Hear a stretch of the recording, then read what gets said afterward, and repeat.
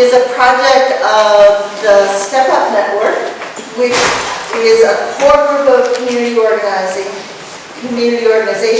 American Friends Service Committee, Onlyville Neighborhood Association, PRISM, which is Providence Youth Student Movement, and DARE, Direct Action for Rights and Equality. We began working on, the history of this is that we began years ago working on policing issues in Rhode Island. We knew that there were problems with profiling, and so the first step was to get legislation passed that indeed shows that there is a problem with profiling. Then the state passed what was, after years of work, a fairly watered down version of what had initially been proposed. And it has some good provisions in it, but it fell far short of what community groups thought was needed.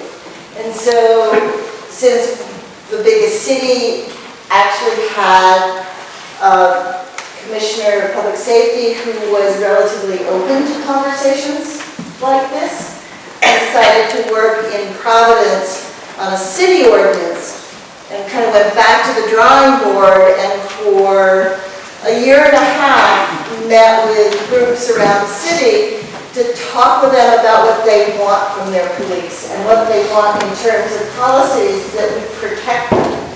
We started this work before Ferguson. Ferguson brought to everyone's attention that there's problems with police accountability and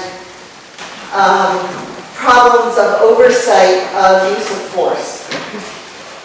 We're at the point now where communities of color are just plain feeling scared.